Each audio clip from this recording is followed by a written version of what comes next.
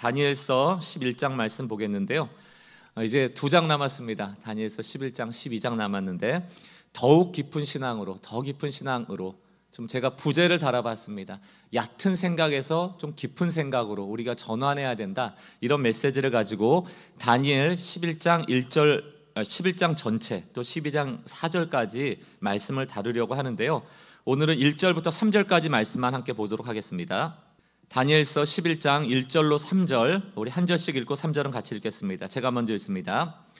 내가 또 메대 사람 다리오 원년에 일어나 그를 도와서 그를 강하게 한 일이 있었느니라.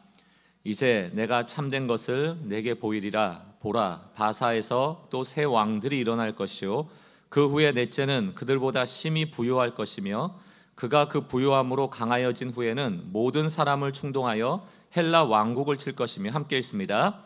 장차 한 능력 있는 왕이 일어나서 큰 권세로 다스리며 자기 마음대로 행하리라. 아멘. 일반적으로 이 한국사, 세계사와 같은 역사는 그 사건이 과거에 이미 일어났는데 그것을 이제 나중에 후세들이 사료들을 가지고 정리한 것이 역사 아니겠습니까? 과거의 일들을 이렇게 축적시킨 것이 역사거든요. 근데 놀랍게 오늘 이 다니엘서 11장을 보면 다니엘은 미래에 일어날 일에 대한 예언을 하는데, 놀랍게도 이 다니엘서 11장은 역사적으로 아주 정확하게 맞아떨어집니다. 아주 정확하게 맞아떨어져요. 오늘 이걸 일일이 다 매칭시켜서 볼 수도 있습니다만 그 작업은 하지 않겠습니다. 관심 있는 분들은 자료 찾아보시면 다니엘서 11장과 바벨론, 페르시아, 헬라 시대까지 어떤 왕들의 이야기인지 모든 구절에 대해서 해석이 가능할 정도예요. 바벨론, 페르시아, 그리고 알렉산더 대왕을 중심으로 한 그리스, 헬라 시대, 알렉산더가 죽은 이후에 4개의 장군으로 나뉘어진 나라 이야기들, 심지어는 그 헬라 시대에 서로 세력 다툼을 하던 나라들이 공주를 정략적으로 결혼시킨 이야기, 그 공주가 죽은 이후에 다시 전쟁이 일어난 이야기, 이게 다니엘 11장에 나와 있습니다. 11장에 남방과 북방이라는 나라가 등장하는데, 이 나라도 마찬가지로 그리스, 알렉산더가 죽은 이후에 4명의 장군으로 나라가 분열됐다가 2 장군으로 다시 압축이 되는, 그것을 바로 남방의 왕, 북방의 왕이라고 얘기를 하거든요. 제가 그림을 한번 보여드리면 지금의 지도에서도 똑같이 남쪽 이집트입니다. 이집트 쪽을 톨레미 왕조라고 해서 알렉산더 대왕의 한 장군이 차지하고 있던 나라가 확대돼서 왕조를 이루었고요. 그 위쪽 시리아, 지금의 이스라엘이 있는 그쪽이죠. 중동 지역, 그쪽은 셀루커스 왕조라고 해서 이 왕조가 지배하던 이게 기원전 한 300년 이쯤 될 겁니다. 지금 다니엘하고는 한 200~300년 이상 차이가 나는 미래 일이거든요. 북쪽의 셀루커스, 남쪽의 톨레미 왕조를 남방왕, 북방왕이라고 이야기한다고 얘기를 합니다. 이건 역사가나 신학가가 다 동일하게 이야기를 하는 거예요.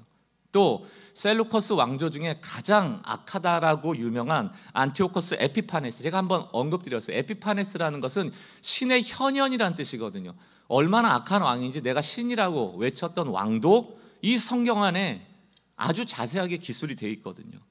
너무 정확하게 역사적으로 일어날 일을 다니엘이 기술하고 있기 때문에 어떤 신학자들은 이것은 다니엘이 기원전 6세기에 쓴 글이 아니고 이후에 편집된 글이다 할 정도로 정확하게 맞아떨어집니다.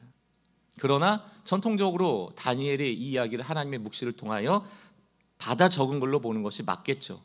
그러나 우리가 이런 미래를 정확하게 맞추는 묵시와 같은 글을 볼 때 오해하지 말아야 할 것은, 그렇다면 하나님이 200~300년 전 후에 일어날 일들을 다 미리 짜맞춰 놓고 우리를 쥐락펴락하는 것이냐, 그런 뜻은 아닙니다.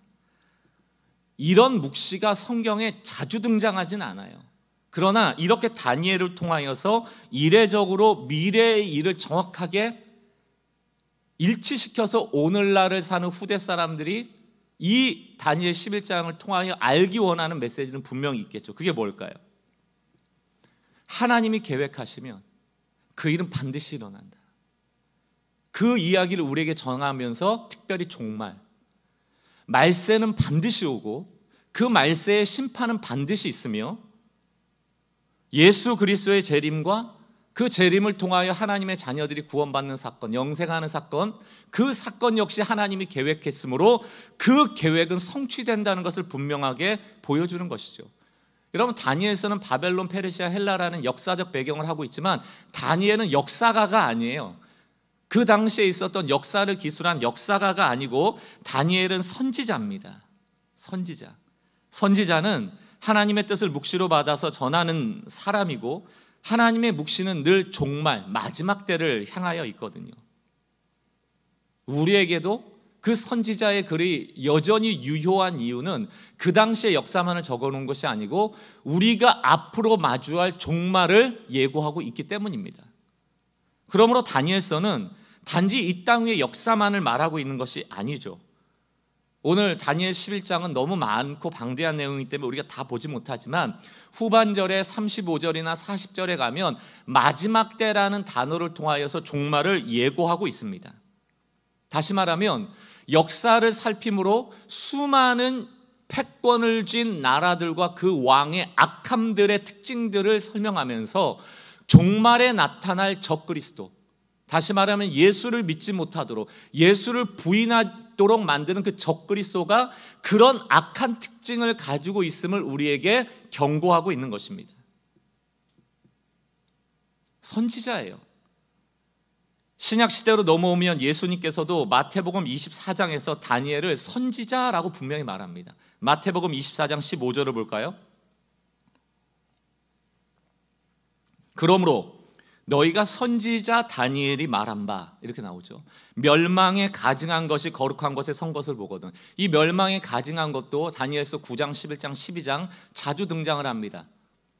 그런데 이 마태복음 20장 예수님이 어떤 맥락에서 이 15절을 말하고 있는가 하면 바로 말세에 대한 이야기를 할 때 이것을 인용하거든요. 말세에 대한 얘기를 하는 거예요. 멸망에 가증한 것들이 나타날 때는 주가 여기 있다 저기 있다, 메시아가 여기 있다 저기 있다, 많은 사람들을 미혹하고 현혹함으로 구원받지 못하도록 하는 시대이다, 그것에 대한 경고거든요. 멸망에 가증한 것들, 이것을 누가 먼저 말했다? 다니엘이 말했다는 겁니다. 다니엘은 단지 바벨론과 페르시아와 헬라에 대한 역사를 말한 게 아니고 그것을 예를 들어 종말에 대한 경고를 하고 있다. 그리고 그 종말은 반드시 우리가 마주하게 될 것이다. 그렇다면 다니엘이 여러 패권을 준 제국들의 왕들의 악함의 특징을 통하여서 우리가 마주하게 될 적그리스도의 특징들에 대한 이야기를 하고 있는데 그 적그리스도들의 특징이 무엇인가? 그것을 한마디로 정리하면 그것은 열왕들, 패권을 가진 왕도 그랬고 적그리스도 그랬고 똑같이 힘의 논리를 강조합니다. 힘, 강해야 된다는 거예요. 강해져야 된다는 거예요. 그래서 적그리스도는 자신이 가진 힘으로 자기의 힘을 자랑할 것이고 자기를 높일 것이다. 이게 적그리스도의 대표적인 특징이에요. 자신이 가진 힘을 자랑하는 것, 그것을 의지하는 것, 그것을 드러내는 것. 오늘 다니엘서 11장 36절로 39절을 보면 이렇게 되어 있습니다. 그 왕은, 이제 36절부터 이 후반절은 어떤 헬라의 악한 왕을 의미하는 것일 수도 있지만 종말에 나타날 적그리스도를 말하는 것일 수도 있다고 해석이 가능한 겁니다. 36절, 그 왕은 자기 마음대로 행하며 스스로 높여 모든 신보다 크다 하며 비상한 말로 신들의 신을 대적하며, 신들의 신이 바로 하나님입니다.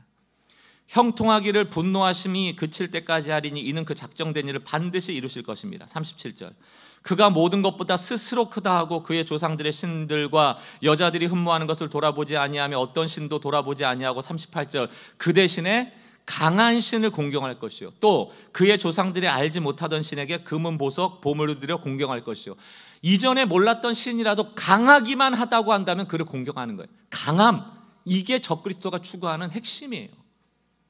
39절, 그는 이방신을 힘입어. 왜 힘입습니까? 강해지기 위해서.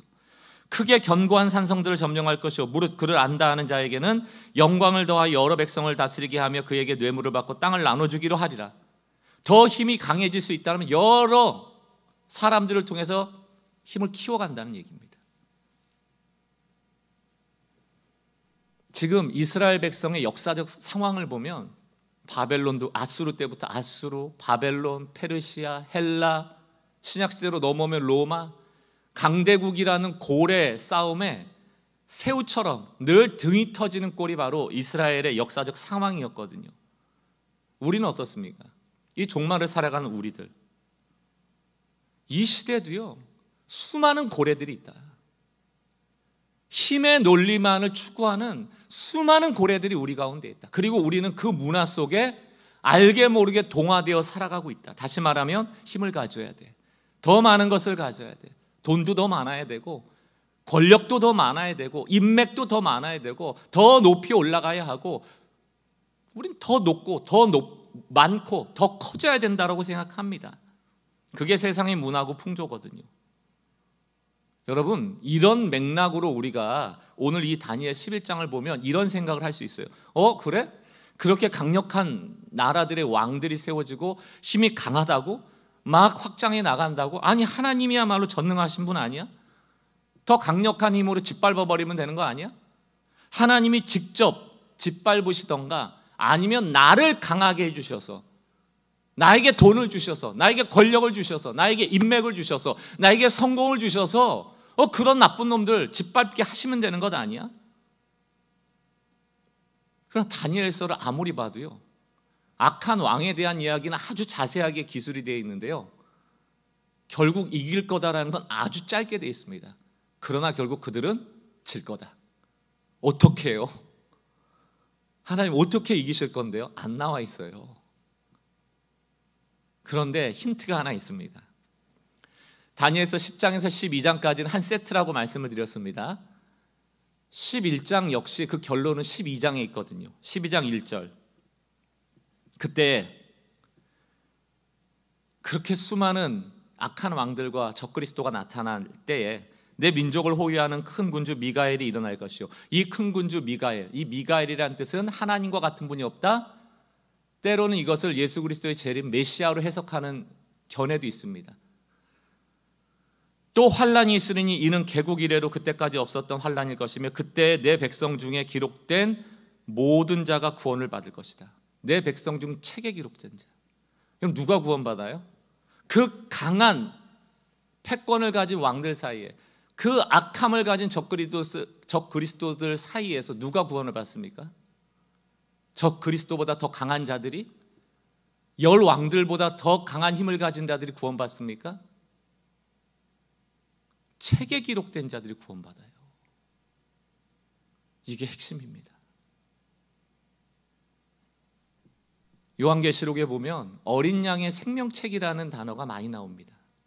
구원받을 자들의 명단이라고도 하고 하나님의 자녀된 자들의 이름이라고도 하죠. 우리가 어떻게 어린 양의 생명책에 여러분 한 사람 한 사람의 이름이 기록되었을까요? 여러분이 지금 강하기 때문에, 여러분이 돈이 많기 때문에 그 돈으로 사셨습니까? 권력이 많아서 권력으로 사셨습니까? 인맥이 좋아서 여러분 그 이름을 그 사람 통해서 적혀졌습니까? 자격이 있습니까? 공로가 있습니까? 없거든요. 우린 복음을 믿는 사람들이거든요. 예수를 믿는 사람들이거든요. 그 핵심이 무엇입니까? 우린 믿음으로 구원받은 거예요. 우린 은혜로 구원받은 거예요. 그 복음이 우리의 기쁜 소식이 되는 이유가 바로 여기에 있는 것입니다. 여러분, 요한계시록 17장을 보십시오. 12절. 이 다니엘의 환상하고 똑같아요. 내가 보던 열뿔은 열왕이니, 다니엘서에 나온 얘기 아닙니까? 아직 나라를 얻지 못하였으나 다만 짐승과 더불어, 다니엘서에 나왔던 얘기 아니에요? 임금처럼 한동안 권세를 받으리라. 13절. 그들이 한 뜻을 가지고 자기의 능력과 권세를 짐승에게 주더라. 이게 적그리스도거든요. 14절. 그들이 어린 양과 더불어 싸우려냐. 여러분, 예수 그리스도는 유다의 사자거든요. 여러분, 이런 싸움을 싸울 때는, 짐승과 싸울 때는 예수가 무엇이 돼야 됩니까? 사자가 되는 게 맞거든요. 유다의 사자가 이 짐승들과 싸우니 이게 훨씬 더 우리의 논리에는 맞거든요. 그러나 어린 양이 싸운대요. 열뿔을 가진 괴물과 같은 짐승과 어린 양이 싸운다? 이 세상의 논리로 누가 이겨야 됩니까? 열뿔을 가진 짐승이 이겨야죠. 왜 하필이면 어린 양이냐고요, 예수가. 14절. 그들이 어린 양과 더불어 싸우려냐. 어린 양은 만주의 주시오 만왕의 왕이심으로 그들을 이기실 터이요. 어린 양이 이긴대요. 이게 하나님 나라입니다. 우리 눈에 거꾸로처럼 보여요. 우리는 어린 양 안 되려고 신앙생활 하시는 분이 많아요. 사자 되려고 신앙생활 하시는 분들이 너무 많아요. 그래서 복음이 마음에 안 들어와요. 또 그와 함께 있는 자들, 우리들인데 우리가 어떻게 그 어린 양과 함께 그 생명책에 있을 수 있는가? 부르심을 받고 택하심을 입었다는 겁니다. 내 힘의 논리로 어린 양의 생명책에 들어간 게 아니고 부르시고 택함 받은 거, 은혜로 은혜가 이기는 겁니다, 여러분. 은혜로 이기는 거예요. 그 진실한 자들도 이기리로다. 결국 우리가 승리하는 게 아니고 예수의 승리가 우리의 승리가 되는 거예요. 그걸 믿는 것이 믿음이죠. 지지난주에도 다니엘 10장을 할 때 믿음이 뭐라고 말씀드렸어요? 결국을 믿는 것, 결국의 승리를 믿는 것.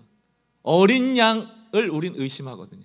그러나 그 어린 양이 승리할 것을 오늘 말씀을 통하여 믿는 것. 종말에는 우리의 힘과 권세와 부요함을 따지지 않으세요. 하나님은 그것에 근거하여 구원하지 않습니다. 예수로 말미암은 은혜로 구원받는 이 은혜의 복음만이 우리를 구원에 이르게 한다, 승리하게 한다. 내가 나를 구원해내는 것이 아니고 하나님 구원에 내가 들어있는 것이죠. 로마서 4장 16절 상반절 같이 한번 읽어보겠습니다. 시작. 그러므로 상속자 어떻게 된다고요? 믿음으로 말미암아 은혜로 된대요. 에베소서 22장 8절 다시 한번 읽어보겠습니다. 시작. 너희는 그 은혜에 의하여 믿음으로 말미암아 구원을 받았으니 이것은 너희에게 난 것이 아니요 하나님의 선물이라. 그래서 자랑하지 못하게 하려 했다 말하잖아요. 여러분에게 좀 예민한 적용이 될 수도 있겠지만 혹여라도 여러분 이사를 가시던 아니면 어디 이민을 가시던 혹은 교회를 떠나게 되실 때 이런 교회는 절대 가지 마세요. 자기 교회 큰 건물 가졌다고 자랑하는 교회, 담임 목사가 지 입으로 자기 유명하다고 하는 교회, 뭐 능력 있다고 하는 교회, 돈 많다고 자랑하는 교회, 유력한 인물들이 교회에 많다고 하는 교회, 헌금 많이 들어온다고 자랑하는 교회 절대 가지 마세요. 목사 입에서 그런 얘기 나오면 안 가시면 됩니다. 왜? 자랑은 복음의 반대말이고요. 적그리스도의 특징은 늘 힘을 과시하는 거거든요. 자기가 사자라고 으르렁대는 거거든요. 여러분 교회 가실 때 어린 양을 사모하는 교회를 가세요. 자기를 부인하고 자기를 희생할 줄 아는 교회들을 자꾸 찾으셔야 됩니다. 또 그런 교회, 그런 성도 되시는 것이 이 종말을 살아가는 우리들에게 요구하시는 하나님의 메시지죠. 저는 그래서 복음을 강조할 때마다 자주자주 이 4세기의 콘스탄티노폴의 대주교였던 요한 크리소스톰의 이야기를 강조합니다. 다시 한번 읽어볼게요. 우리가 양으로 남아있는 한 우리는 승리할 수 있다. 비록 우리가 늑대 1000마리에 에워싸인다 할지라도, 이 요한계시록에 나오는 10뿔을 가진 짐승 아닙니까? 우리는 정복하고 승리한다. 어떻게? 그러나 우리가 늑대가 되는 즉시 우리는 패배한다. 우리는 늑대를 기르지 않고 양을 기르는 목자의 지지를 잃기 때문이다. 우리가 하나님과 더불어 예수의 힘을 공급받을 수 있는 유일한 정체성이 뭐예요? 어린 양이라고요. 늑대가 되는 순간 우린 패배합니다. 이게 종말을 살아가는 그리스도인들의 모습이어야 된다. 늑대 교회, 늑대 목사, 늑대 성도, 짐승 교회, 짐승 목사, 짐승 성도. 이게 바로 이 시대의 문화 속에, 이 시대의 가치관과 세계관 속에 우리가 자꾸 동화되어져 가는 모습이에요. 더 힘을 빼야 됩니다. 힘의 논리에 자꾸 우리가 지배받지 말아야 돼요. 오늘 이 종말을 살아갈 때 어린 양으로서 우리가 어떻게 살아가야 되는지 한 가지만 좀 구체적으로 우리가 결심하고 좀 실천하도록 결단하는 시간이 좀 되기를 바라요. 이 종말의 때 우리는 어떻게 살아야 될까? 여러 가지 이야기를 할 수 있지만 적그리스도의 힘의 공세가 퍼부어지는 이때에 어린 양의 생명책에 적힌 자로서 어떻게 그분과 붙어 살 것인가, 어린 양의 생명책에 적힌 자답게 살아갈 것인가를 우리가 한번 좀 결심해 봤으면 좋겠어요. 다니엘서 12장 4절을 보십시오. 4절. 다니엘아, 마지막 때까지 이 말을 간수하고 이 글을 봉함하라. 많은 사람들이 빨리 왕래하며 지식이 더하리라. 다니엘아, 마지막 때까지 이 말, 다니엘에게 보였던 환상과 그 묵시를 봉함하라. 이 봉함하라는 것은 아무도 못 보게 하라는 의미보다는, 여러분 도서관 같은 거 생각하시면 돼요. 아주 중요한 문서들은 딱 자물쇠로 잘 담가 놓잖아요. 그리고 필요할 때 그것을 열어서 다시 보잖아요. 그 이유가 뭡니까? 분실하지 않도록. 못 보게 하려는 목적이 아니고 너무 중요하기 때문에 이것을 잃어버리지 않도록, 잊어버리지 않도록 너는 잘 간직하라는 뜻입니다. 그런데 후반절에 보니까 많은 사람들이 종말의 말세에 빨리 왕래하며 지식이 더하리라 이렇게 얘기를 하고 있거든요. 이거는 두 가지의 의미 해석이 가능합니다. 이 지식이라는 히브리어 단어가 아카다라는 아캄이라는 단어하고 발음이 비슷해서, 또 이 표기가 비슷해서 해석될 때 오역이 가능했어요. 그래서 어떤 번역본에서는 이것을 지식이라고 번역을 하고 어떤 번역에서는 이것을 아캄이라고 번역합니다. 둘 다 가능하죠. 둘 다 어떻게 우리가 해석이 가능한가 하면, 말세에는 하나님이 우리에게 알려주시는 메시지 있잖아요. 오늘 우리 다니엘을 통해서 보았던 이 메시지, 이 종말을 살아가는 우리들의 삶에 대해서 더 많은 관심을 가지고 하나님을 아는 지식에 열심을 내는, 이 빠름이라는 게 열심 아닌가? 열심히 내라는 뜻이기도 하고, 또 하나는 이 시대는 너무 분주하다는 거예요. 너무 빨리빨리를 살아가느라 악한 시대임을 기억하라는 거예요. 악한 삶을 사는데 분주한 시대이다라고 해석이 가능한 겁니다. 그럼 이것을 어떻게 우리가 정리할 수 있을까요? 우리는 바쁘게 살아야 되는데, 열심히 살아야 되는데 무엇은 하지 말고, 악함을 추구하지 말고 무엇을 추구하라? 하나님을 아는 지식, 종말을 향한 하나님의 뜻에 대해서 더 바빠지고 열심을 내라는 의미죠. 그러나 하나님을 향한 지식과 열심으로 가지 않으면 우리는 다 이 세상의 가치관과 세계관에 동화되기 쉽다는 거예요. 그걸 경고하는 것입니다. 사랑하는 성도 여러분, 말세로 가면 사단은 우리를 분주하게 만듭니다. 이거는 의심의 여지가 없어요. 그래서 우리에게 이 분주함을 통하여 무엇을 주는가 하면, 우리 삶에 궁극적인 질문들을 빼앗아가요. 궁극적인 질문. 이 궁극적인 질문이 뭐예요? 우리가 살아가면서 가장 중요한 질문들이요. 왜 살지? 오늘 하루에 내가 어떤 의미 있는 삶을 살아야 하지? 내가 이 행동을 열심히 함에 있어서 이것이 하나님을 기쁘시게 하는 일인가?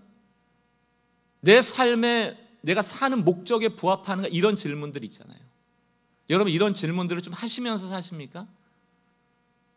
못 하실 때가 많을 거예요. 왜 피로사회라고 그러겠어요? 하루 종일 뭔가 열심히 뛰어다녔는데 밤에는 그냥 텔레비 보다가 언제 잠들었는지 모르게 눈스를 감겨서 그냥 피곤해 지쳐서 잠을 자고, 아침에는 어쩔 수 없이 새벽 6시, 7시에 알람 소리를 들으면서 일어나서 또 정신없이 허둥지둥 출근해서 뭔가 하다 밤에 오면 또 지쳐 쓰러지고, 이 분주함 속에 우리가 정말 가져야 될 궁극적인 질문들, 그게 사라져버리거든요. 그 얘기는 뭐냐면, 이 질문을 찾기 위하여 하나님 앞으로 나아가는 시간들이 사라지고 있다는 거예요. 한 주간을 돌아보십시오. 우리는 무엇을 위해 그렇게 열심히 살았는가? 그 열심히 산 것이 우리에게 어떤 의미가 있었는가? 여러분, 하나님을 아는 지식을 향한 열심이 이 필요한 시대다. 자꾸 하나님 앞으로 나가야 된다. 시간을 들여야 되고요. 여러분, 좀 멈춰야 되고요. 여유를 가지고 그 순간순간 하나님께 집중하는 시간들을 만들어내셔야 돼요. 지난주 목요 기도회 때도 우리 진영원 목사님께서 이런 얘기에 대해서, 묵상하는 삶에 대해서 쭉 우리에게 말씀을 주셨지만 같은 맥락입니다. 묵시라는 게 뭘까? 묵시라는 거는 절망하는 사람들에게 나타나서 포기하고 싶은 인생에게 소망을 보여주시는 거예요. 이스라엘이 지금 그랬잖아요. 다니엘서가 그랬잖아요. 여기 계신 분 중에 절망하지 않고 포기하고 싶지 않은 분이 누가 있습니까? 이 땅에 발을 딛고 살아가는 동안 늘 우리는 문제를 만납니다. 그때 바로 묵시가 필요한 겁니다. 그 묵시는 뭐예요? 하나님께서 나타나 주시는 거거든요. 하나님이 보여주시는 길을 보는 것이거든요. 하나님이 듣고자 하는 음성을 듣는 것이거든요. 그러나 우린 너무 바빠요. 너무 바쁩니다. 그 묵시를 보고 그 묵시를 들을 시간이 없는 것이죠. 오늘 다니엘을 통하여 다니엘아, 이스라엘 백성은 이렇게 절망하고 포기하고 싶은 시간 속에 있지만 결국은 승리한다. 그 끝은 승리다. 이걸 알려주는 것 아닙니까? 그리고 위로받고 다시금 소망을 갖는 것 아닙니까? 예배 전에도 제가 잠깐 언급해드렸지만 잠언 29장 18절을 보십시오. 계시가 없으면, 묵시가 없으면, 다시 말하면 하나님 앞에 나와 그분의 뜻을 우리가 듣는 일들이 없어지면, 여러분 분주해지면, 바빠지면, 피곤해 지쳐 쓰러져 버리면 백성이 제멋대로 날뛴다 이렇게 돼 있어요. 이게 방자하다라는 좀 해석이죠. 영어 단어는 run wild입니다. 짐승이 들판을 뛰어다니듯, 망아지가 뛰어다니듯, 야생마가 뛰어다니듯, 이리저리 뛰어다니는 거 방향 없이. 여러분 문제가 오면 막 어떻게 아이고 어떻게 이게 바로 run wild예요. 아이고 어떡해. 혹은 하나님이 뭐라 하시던 상관없이 난 이쪽으로 갈 거야 하고 막 가버리고, 고삐 풀린 망아지죠. 왜 그렇습니까? 묵시가 없기 때문에. 그러나 율법을 지키는 자는 복이 있다. 이 복이 있다를 또 다른 번역을 하면 joyful이에요. 하나님이 원하시는 삶을 살아가는 삶이야말로 복이다, 행복하다, 기쁨이다, 이 얘기입니다. 여러분 기뻐 뛰는 것과 정신없이 뛰는 건 다르죠. 여러분 삶이 어떠세요? 지금 하루를 돌아볼 때 기뻐서 박수치고 뛰는 일들이 많습니까? 아니면 정신없이 뛰어다니는 일들이 많습니까? 왜 그럴까? 왜 우리가 이렇게 정신없이 살아갈까? 오늘 잠언의 지혜의 말씀을 보면 묵시가 없다, 멈춤이 없다, 하나님과 대면하는 시간이 없다, 기도의 시간이 없다, 말씀을 대면하는 시간이 없다. 이게 우리의 증상을 지금 나타내주는 우리 삶의 현상들이거든요. 여러분 종말에는 배교가 일어납니다. 신앙을 떠난다는 얘기예요. 내가 떠나는 줄도 모르고 떠납니다. 어쩌면 우리가 그런 위험에 노출되어 있을지도 모르겠습니다. 신약 성경으로 넘어오면 히브리서에 유대인들이 예수 믿다가 다 힘드니까 다 돌아가거든요, 유대교로. 그때 이 히브리서 기자가 이 히브리서를 적은 겁니다. 유대인들의 배교를 막기 위하여. 오늘날 이 종말을 사는 우리에게도 너무너무 중요한 말씀이죠. 히브리서 3장 1절. 그러므로 함께 하늘의 부르심을 받은 거룩한 형제들아, 우리의 믿는 도리의 사도시며 대제사장이신 예수를 깊이 생각하라. 그러므로는 앞에 나오는 히브리서 1, 2장을 얘기하겠죠. 그 1, 2장에서는 그리스도가 얼마나 우월하신지, 모든 존재보다 뛰어나신 분이시며 성육신을 통하여 우리를 구원하셨다는 이야기를 쭉 나열하시는 거예요. 그리고 나서 이러므로 우리를 위하여 이 땅에 오신 예수를 깊이 생각하라. 다시 3장 1절을 보세요. 그러므로 예수가 우리의 구원자가 되심으로 하늘의 부르심을 받은 거룩한 형제들아, 우리가 믿는 도리의 사도심의 대제사장이신 예수를 대충 생각해라, 대충 믿어라, 피상적으로 믿어라, 일주일에 한 번만 믿어라, 죽기 전에 믿어라, 기도할 때 예수의 이름으로 기도합니다, 주문해도 믿어라. 깊이 생각하라. 깊이. 이 깊이 생각한다는 게 뭡니까? 생각하고 또 생각하고 또 생각해도 전혀 아깝지 않다. 계속 생각해도 즐거운 일이다. 깊이 생각하라. 종말에 왜 배교가 일어납니까? 오늘 이 히브리서 3장 1절 말씀을 비추어 보면 피상적으로 껍데기 신앙생활을 하는 사람들이 다 배교하는 거예요. 다시 말하여 예수가 누구신지에 대한 깊은 이해가 없을수록 배교가 일어난다. 하나님을 아는 지식의 무지함으로 배교가 일어나는 거예요. 저는 사단이 우리의 생각에 엉뚱한 것을 심어놓고 예수를 생각하지 못하도록 하고 내가 어떻게 구원받았는지를 망각하게 하는 이 망각의 늪에서 빠져나오시는 은혜가 있기를 주의 이름으로 축원합니다. 저는 하나의 실제적인 예로 시편 77편 아삽의 시를 좀 여러분들에게 예로 들어드리고 싶어요. 아삽은 어떤 일인지 모르는데 깊은 고민에 빠져 있습니다. 77편 6절을 보니까 밤이면 나는 마음속으로 생각했습니다. 이거 쉬운 성경입니다. 밤마다 나는 마음으로 생각했대요. 생각에 잠기게 되자 나는 스스로 물었습니다. 여러분 중요한 주어가 납니다. 여러분 우리가 문제가 오고 고통의 밤을 지낼 때 늘 내 생각을 해요. 내 생각에는 이런 것 같아. 내 생각에는 그랬던 것 같아. 내 생각에는 이랬어야 되는데 왜 그때 그랬을까? 내 생각에는 밤이 깊어지면 깊어질수록 얕은 생각에 묶여있는 사람들은 내 생각이 나와요. 그거는 나를 죽이는 생각일 때가 많습니다. 하나님의 생각에 반대일 때가 많아요. 보세요, 7절. 주께서 우리를 영원히 버리실 것인가? 다시는 우리에게 은혜를 베푸시지 않을 것인가? 8절. 주의 변함없는 사랑이 영원히 사라졌단 말인가? 주의 약속은 영영이 헛되단 말인가? 9절. 하나님께서 자비로우심을 잊으셨단 말인가? 주의 노여움으로 우리를 불쌍히 여기지 않으신단 말인가? 이리고 배교하는 거예요. 밤마다 고백하는 겁니다. 하나님 날 떠나셨구나. 난 유대교로 돌아가야 돼. 난 세상에 강한 힘을 추구하는 방식으로 난 다시 돌아갈 거야. 이 시대가 배교가 일어나는 시대거든요. 내 생각이라는 얕은 생각에서 아삽이 다양히 빠져나옵니다. 하나님의 생각으로, 깊은 생각으로 들어가죠. 10절입니다. 그때 나는 중얼거렸습니다. 보통 성경에서 중얼거렸다는 표현이 바로 묵상입니다. 하나님의 약속과 사랑을 믿는 나의 믿음이 약해진 거야. 회개하거든요. 그러면서 나의 생각으로부터 탈출합니다. 11절. 그래서 나는 여호와가 행하신 과거의 일들을 회상하기 시작했어요. 정말로 나는 옛적의 주의 기적들을 기억하겠습니다. 12절. 내가 주의 행하신 일들을 묵상하며 주가 행하신 위대한 일들을 생각할 것입니다. 여러분, 우리는 늘 미래만 생각해요. 잘 돼야 되는데, 힘이 세져야 되는데, 더 얻어야 되는데, 돈 잃으면 안 되는데, 돈이 더 많이 생겨야 되는데, 더 큰 집으로 이사 가야 되는데, 그리고 안 되면 늘 절망하고 실망하고. 그러나 아삽은 하나님이 어떤 분이신지를 묵상하기 시작해요. 그리고 그 불면의 방을 탈출합니다. 13절.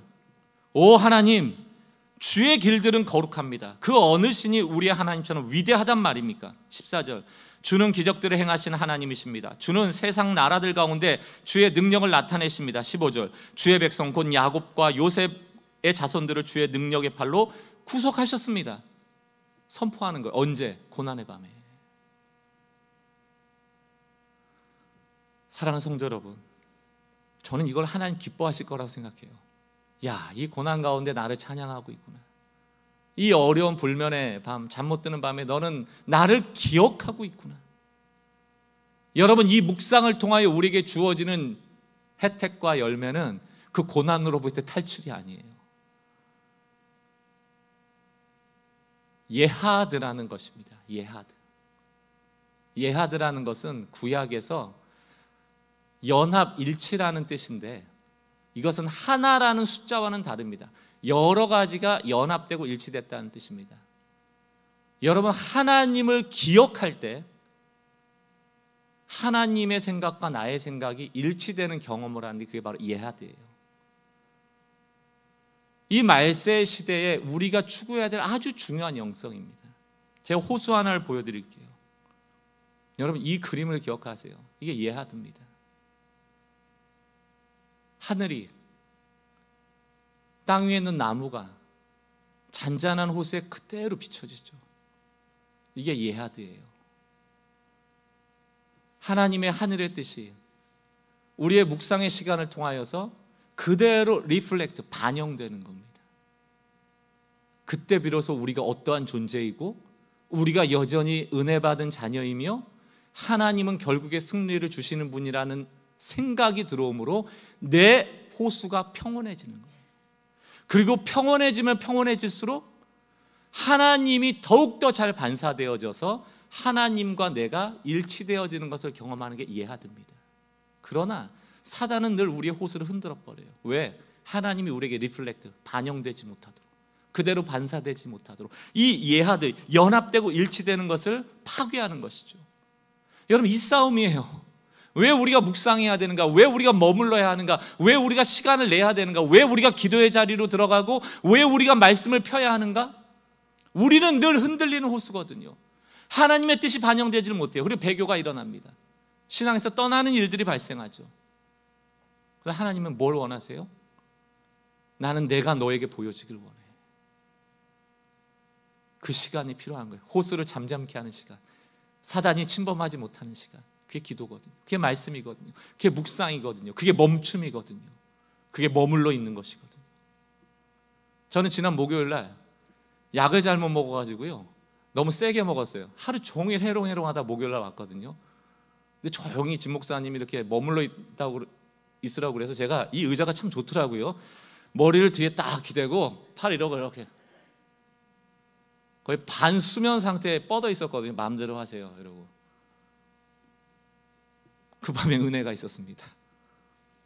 저에게 하나님 찾아오셨어요. 그리고 말씀하셨습니다. 제가 깜짝 놀랐어요. 오히려 아무 생각이 없어지니까 그때부터 하나님이 그 아무것도 없는 생각에 생각을 넣으시는구나. 반대로 우린 너무 머물러 있는 시간 동안 내 생각으로 가득하구나. 호수가 계속 흔들리고 있는 거예요. 하나님은 변함이 없는데 우리가 그 하나님과 예하도 되지 못하는 거죠. 저는 종말로 가면 갈수록 더 깊어진 영성을 요구받는 시대가 올 겁니다. 이 예하들을 유지할 수 있는 영성이 우리에게 너무너무 중요하다. 너무너무 중요하다. 결론을 지으면서 제가 참 좋아하는 그리고 종종 드리는 동화 다시 한번 좀 강조드리고 마칠게요. 맥스 루케이도 목사님이 쓴 너는 특별하다라는 책 아닙니까? 나무 인형들이 사는 웬믹이라는 마을에 펀치넬로라는 그 나무 인형이 살고 있었는데 너무 못생겼어요. 피부도 거칠거칠해요, 나무가. 근데 그 웬믹이라는 나라는 그냥 매끈매끈하고 막 잘생긴 것 같은 나무들한테는 서로에게 막 별표를 붙여줘요. 별점이죠. 별 모양이 된 이 점을 붙여줘요. 막 스티커 같은 걸. 그리고 못생기고 뭐 별 볼 일 없는 그 나무에게는 벌점, 동그란 별 모양이 아닌 벌 받은 표시로 벌점을 막 붙여주거든요. 펀치넬로 몸에는 벌점이 가득해요. 못생겼으니까. 얼마나 그 동네가 극악무도한지 그렇게 벌점이 많이 붙은 나무 인형은 가끔 화형을 시킵니다. 태워버려요. 쓸모없다는 거죠. 그러던 어느 날 펀치넬로가 루시아라는 한 나무 인형을 만나는데 이 나무 인형은 벌점도 별점도 아무것도 없어요. 매끈해요. 그냥 스티커가 없는 거예요. 물어봤습니다. 너는 왜 벌점도 별점도 없니? 이 루시아가 얘기합니다. 나는 날마다 목수장이 엘리를 만나러 가. 펀치넬로 너도 좀 그 목수를 만났으면 좋겠어. 펀치넬로는 엘리를 만나고자 하는 마음이 있지만 벌점이 너무 많이 붙어서 부끄러워서 갈까 말까 망설이다 그 문 앞까지 갑니다. 그때 엘리가 펀치넬로를 발견하고 들어와라. 왜 하니? 저는 너무 못생겼어요. 벌점이 너무 많아요. 쓸모가 없는 것 같아요. 아무것도 아닌 존재 같아요. 그때 엘리가 얘기합니다. 이 나무 인형, 이 웬믹을 내가 만들었다. 펀치넬로, 널 내가 만들었어. 누가 감히 너를 쓸모없다 하고, 누가 감히 너를 못생겼다고 벌점을 붙이고, 누가 감히 그 웬믹의 생명을 뺏어가도록 화형을 시킬 수 있는가? 아무도 없다. 그러나 수많은 웬믹들이 왜 벌점을 받고 있고, 왜 별점을 받고 있고, 왜 화형을 당하고 있을까요? 왜 괴로워하며 그 땅 가운데 살아가고 있을까요? 자기가 특별하다는 걸 몰라요. 왜 모를까요? 엘리를 찾아가지 않기 때문이에요. 엘리가 펀치넬로에게 얘기합니다. 내가 너를 특별하게 만들었어. 그것을 듣는 순간 펀치넬로의 몸에 있던 벌점 하나가 떨어집니다. 이제 이 벌점 떨어뜨리는 방법이 뭘까요? 막 웬믹 마을에 가서 막 매끄러운 몸으로 만들고 힘을 가지고 권세를 가지고 대단한 존재가 돼서 별점 붙이고 사는 게 아니고 엘리 찾아가야 되는 거예요. 교회 안에도 그렇고 우리 신앙생활하는 그리스도인들 가운데도 이게 열등감의 또 반대말이 또 우월감이지만 똑같은 거거든요. 별점 붙이려고 몸부림치고 벌점 떼려고 몸부림치고 때로는 남한테 벌점을 붙임으로 내가 더 대단한 존재라고 여김받기 원하고 이건 하나님의 나라의 법칙이 아니거든요. 우리 모두는 다 엘리에게 나아가 너는 내가 만들었다는 특별한 이야기를 들어야 사는 존재거든요. 다른 사람한테 들을 게 아니에요. 교인들한테 인정받을 게 아니에요. 칭찬받을 게 아니에요. 루시아처럼 여러분들이 가진 우월감의 별점도 다 떼버리셔야 되고요. 열등감의 벌점도 다 떼버리셔야 돼요. 우리는 그 존재 자체로 특별하거든요. 이 말세에 누가 이것을 가르쳐 주는가? 하나님께서. 하나님을 만나러 나가십시오. 돌빵을 다시 드셔요. 돌빵 다이어리 한다고 뭐 누가 좋습니까? 여기서 뭐 떡이 나와요? 밥이 나와요? 뭐 교회가 무슨 2000cc 세단을 선물해 줘요? 없어요. 그러나 2000cc 세단보다 더 좋은 것들을 하나님께서 여러분 귀에 눈에 보여주실 거라고요. 왜 그 권한을 포기합니까? 이번 주에 소그룹에서 또 소그룹이 아니신 분들은 가정에서 나는 왜 이렇게 분주하게 살까? 왜 나는 하나님의 특별하다는 소리를 못 듣고 살까? 자신의 삶을 점검하고 다시금 이 묵상의 시간, 묵시가 있는 백성만이 누릴 수 있는 조이풀한 삶으로 여러분 선택하여 들어가시기 바랍니다. 이 배교의 시대, 어린 양의 생명책에 있는 우리라는 존재를 다시금 기억하고 날마다 그것을 기억하고 회상하고 이 복음의 은혜를 점검하면서 하루하루 주님 오실 그날을 기다리며 또 주님 배울 날 기쁨으로 맞이하는 그날들을 꿈꾸며 살아가시는 이 종말의 그리스도인들 되시길 주의 이름으로 축원합니다. 우리 같이 한번 찬양하겠습니다. 아삽처럼요, 어려움의 때 이런 고백하셔야 돼요. 모든 것이 주님의 은혜라면 내 삶에 당연한 것은 하나도 없습니다. 메마른 땅에서도 늘 우리에게 공급하시는 그 하나님, 그럴 때 비로소 하나님께서 예하듯 그래, 너 나를 아는구나, 내가 얼마나 선한지를 아는구나, 너의 고난 가운데도 나의 선함을 너가 인정해 주는구나. 그때부터 역사는 일어나는 거예요. 내 생각에서, 얕은 생각에서 나오십시오. 그리고 하나님의 생각, 더 깊은 생각으로 전환하는 은혜가 있길 바랍니다. 오늘 주님께 감사로 그 은혜를 주님께 찬양으로 높여드렸으면 좋겠습니다. 내 삶이 모든 것이 은혜입니다. 모든 것이 주님의 은혜라며 내 삶에 당연한 것 하나 없네. 고르고 골라 내게 주신 것이라 내가 임의로 버릴 게 없습니다. 내 삶에 버릴 것은 전혀. 다시 한번 하나님께 감사하며 모든 것이 주님의 은혜라면 모든 것이 주님의 은혜라면 내 삶에 당연한 것은 하나 없네. 고르고 골라 내게 주신 것이라면 내 삶에 버릴 것은 전혀 없네. 메마른 땅에서도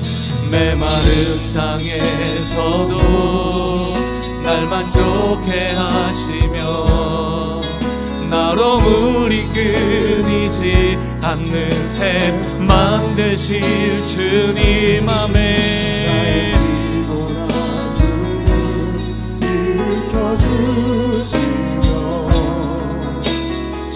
지금도 역사하시는 주님이십니다. 메마른 땅에서도 날 만족시키시는 하나님. 메마른 땅에서도 날 만족해 하시며 나로 물이 끊이지 않는 새 만드실 것입니다. 일으켜주시고 지금도 역사하신 하나님.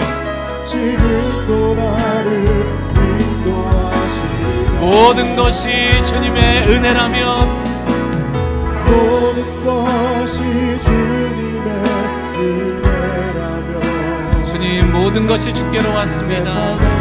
주의 은혜를 회상하고 기억하고 묵상하고 우리가 얼마나 특별한 존재인지 날마다 깨닫게 해주십시오. 내 삶에 버릴 것 하나 없네. 이렇게 고백합시다. 매일 마주한 슬픔을 견뎌나가며 매일 마주한 슬픔을 견뎌나가며 주 예수의 마음을 닮아가네. 두려운 마음마다 주가 동행하니 주의지하며 오늘을 건네. 주의 신실한 소망을 깊이 나누며 주 예수의 풍요를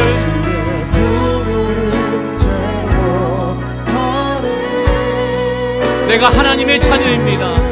하나님의 자녀로 명예 지켜가며 깊어진 삶을. 우리 다시 한번 후렴 가사를 생각하며 결단합시다. 매일 마주한 슬픔을 견뎌나가며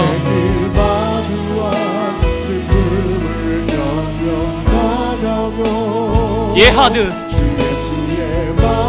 닮아가네.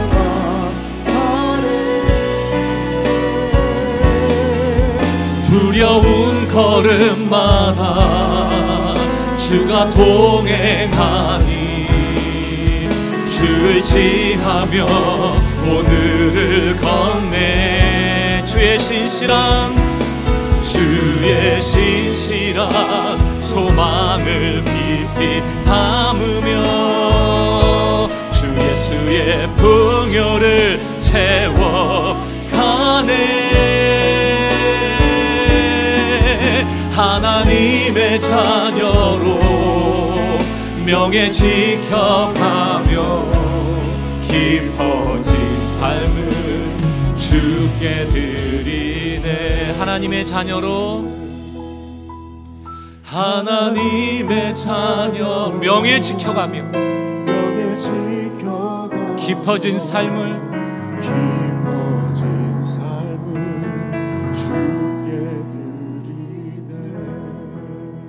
우리 이 시간 조용히 눈을 감고 예하드를 꿈꾸세요. 세상에 무릎 꿇지 말고 하나님께만 무릎 꿇는 백성들, 하나님의 자녀로 명예 지켜가며 디그니티, 이게 있어야죠. 하나님은 우리를 버리시고 포기하시고 벌 주시고 그런 분이 아니시고요, 풍요로우신 아버지시고 피로를 채우시는 분이시잖아요. 결국 이기게 하신 하나님, 그걸 믿어주길 바라는, 그것을 믿음으로 우리의 생각을 전환할 때 우리의 흔들렸던 호수가 평안해지는 것이고 그제서야 비로소 하나님이 반영되기 시작하거든요.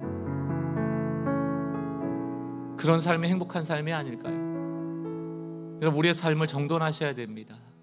오늘 조용히 한 2-3분 묵상하시면서 내가 왜 이렇게 분주하게 살며 하나님을 대면하는 시간을 놓치고 있을지 회개하고 다시금 하나님의 자녀로서의 명예를 지키는 삶으로 돌아가시는 결단이 있길 바랍니다. 조용히 우리 좀 기도하고 결단하고 머물러 있는 시간 갖도록 하겠습니다.